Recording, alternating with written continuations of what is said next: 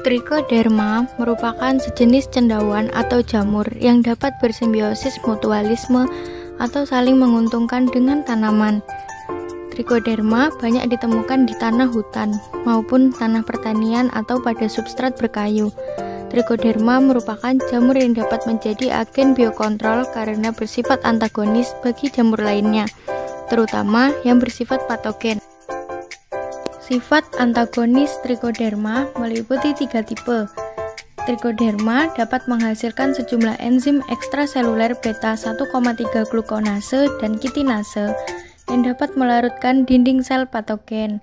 Beberapa Trichoderma juga menghasilkan toksin trichodermin yang dapat menyerang dan menghancurkan propagul yang berisi spora patogen di sekitarnya.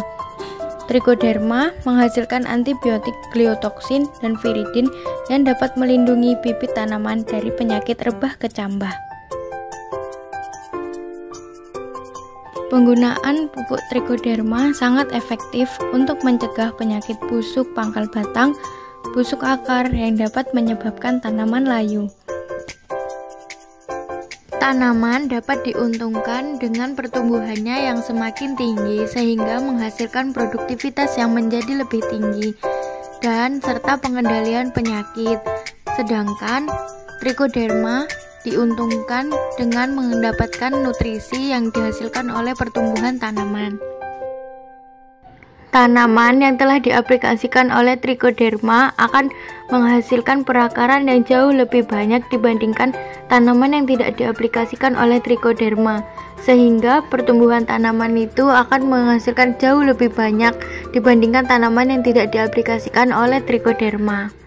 Adapun alat dan bahan yang dibutuhkan dalam pembuatan pupuk hayati Trichoderma adalah nasi, wadah, daun bambu kapas, dedak, gula merah, lilin, dan juga alkohol.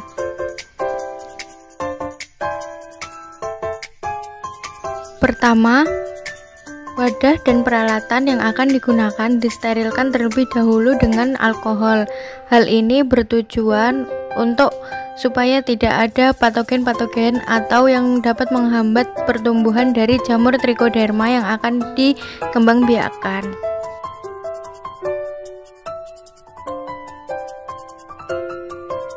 Selanjutnya yaitu meletakkan daun bambu dan nasi yang diletakkan selang-seling dalam wadah tersebut.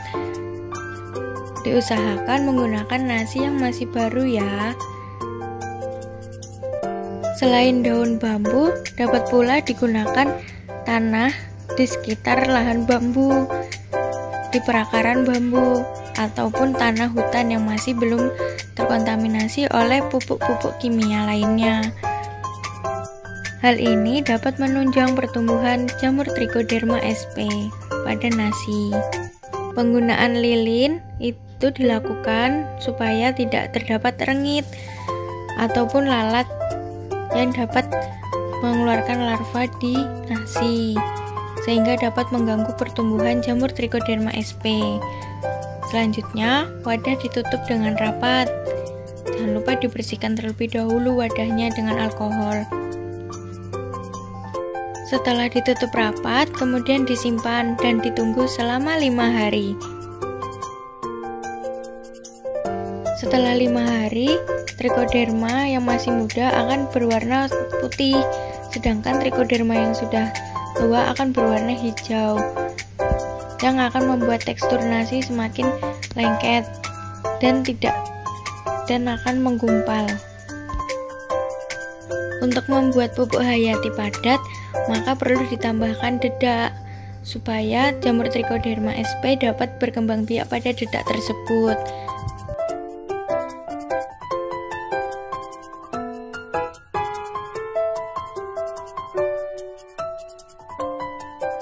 Dedak dan jamur Trichoderma kemudian dicampur. Ukurannya dapat dikira-kira. Dedak jangan terlalu banyak.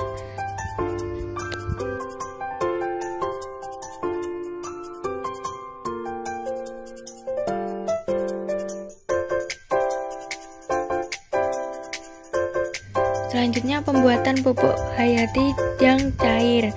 Trichoderma kemudian dimasukkan ke dalam air gula merah atau juga dapat diganti menjadi air molase atau tetes tebu. Berikut merupakan cara pengaplikasian pupuk hayati tersebut. Pertama, dibuat lubang di sekitar tanaman yang akan diaplikasikan sesuai dengan ukuran tanamannya.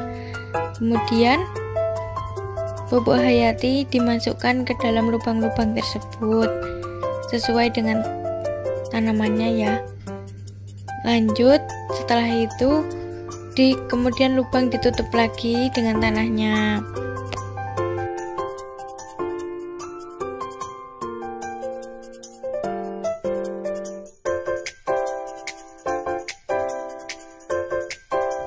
Sekian sedikit penjelasan mengenai pupuk hayati dari Trichoderma sp. Mohon maaf jika ada kesalahan yang tidak disengaja. Semoga video ini dapat bermanfaat bagi para petani. Dan semoga pertanian rongkop semakin maju dan tidak ada hambatan lagi.